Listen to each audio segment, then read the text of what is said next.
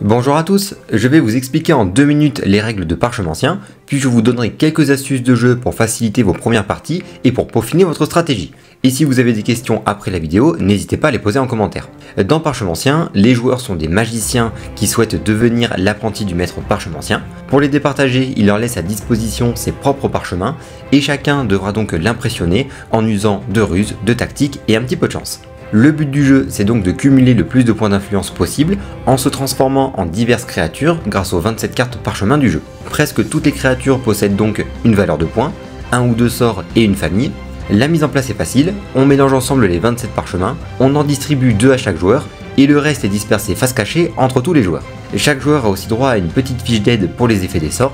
Puis le premier joueur est choisi au hasard et la partie peut commencer. A notre tour, on va faire 4 actions simples. On commence par découvrir 4 parchemins parmi ceux dispersés sur la table. Je vous conseille de les placer sur le côté pour facilement les étudier. Parmi ces 4, on en récupère 2 dans notre main. Puis on joue un parchemin de notre main en le plaçant devant nous et on doit utiliser dans l'ordre de notre choix tous les sorts de la créature. Et pour finir, on remélange les parchemins découverts restants à ceux dispersés sur la table. Fin du tour et c'est au tour du joueur suivant. Puis on continue comme ça jusqu'à la fin de la partie, c'est-à-dire quand un joueur aura découvert tous les parchemins restants lors de sa première étape du tour quand il en découvre 4. Une fois le tour de ce joueur terminé, même s'il a recaché des parchemins pendant son tour, la partie est terminée et on passe au décompte des points. Et si vous jouez à 4 ou 5 joueurs, avant de passer au décompte, chaque joueur peut jouer un parchemin supplémentaire de sa main, mais sans appliquer ses sorts. Pour le décompte des points, vous pouvez déjà retirer tous les parchemins de votre main, seuls ceux devant vous comptent. Si vous avez joué des parchemins en double pendant la partie, retirez l'un d'eux, les doublons ne donnent pas de points supplémentaires, puis additionnez le total des points d'influence des parchemins restants devant vous, et ajoutez les bonus de points de vos familles grâce au petit tableau au dos des cartes rappel de tour. Et si vous jouez à 4 ou 5 joueurs, je vous conseille de faire une seconde manche et de cumuler le total des points gagnés sur les 2 manches. Une fois les calculs terminés, le magicien ayant cumulé le plus de points d'influence remporte la partie et les faveurs du maître Parchemancien. Voilà pour les règles de base. Elles sont assez simples, il suffit de découvrir, récupérer et jouer des cartes. Et quelques petites précisions pour que la partie se passe bien. Quand un parchemin est caché ou défaussé, il doit être montré à tous les joueurs puis remis face cachée avec les autres parchemins au centre de la table. De cette manière, tous les joueurs sauront les parchemins en jeu. Et si un sort ne peut pas être appliqué en totalité, il ne s'applique pas du tout. Par exemple, si j'utilise fauchage avec Corvas, je ne peux pas cibler un joueur qui n'a pas au moins 2 parchemins dans sa main. Et pour le sort toxine, qui ne peut être utilisé qu'une seule fois par parchemin, je vous conseille de tourner la carte à 90 degrés une fois le sort utilisé pour vous en rappeler. Maintenant on va voir la stratégie du jeu qui passe par le choix des cartes récupérées et jouées. Je vous donne quelques astuces qui peuvent faire la différence.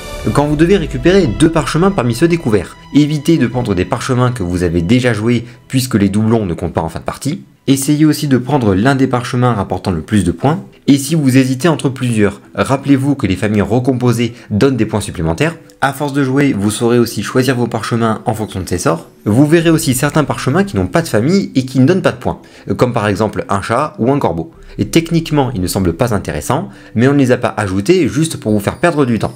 A votre tour, essayez de récupérer un parchemin normal pour gagner un maximum de points en le jouant, et l'un de ces parchemins étrangement inutiles. Je vous explique leur intérêt. Pas mal de sorts dans le jeu vont vous faire défausser des cartes. Et si vous avez le choix de la défausse, comme avec le sort choc, eh bien mieux vaut défausser et remettre en jeu un parchemin inutile plutôt qu'un parchemin puissant. Et même si vous n'avez pas le choix de la défausse, comme avec le sort morsure, vous donnez à votre adversaire une chance de vous défausser un parchemin inutile. En plus, si votre adversaire a bonne mémoire, il ne va peut-être même pas vous cibler et il va défausser un autre joueur. Une autre information utile, comme vous le voyez, les 16 sorts sont divisés en 4 couleurs. Les verts permettent de récupérer plus de parchemins, les rouges vont en défausser aux autres joueurs, les jaunes perturbent le tour de jeu du prochain joueur, et les bleus donnent divers bonus. Donc en fonction de la situation, et si vous avez besoin de cartes, besoin ou envie d'arrêter de la lancer fulgurante d'un autre joueur, ou si vous êtes discret et que personne ne vous calcule, c'est à vous de choisir judicieusement les parchemins à récupérer et à jouer pour profiter de la situation ou la renverser. Rappelez-vous aussi qu'avec les actions de défausse, vous n'allez pas forcément garder vos parchemins en main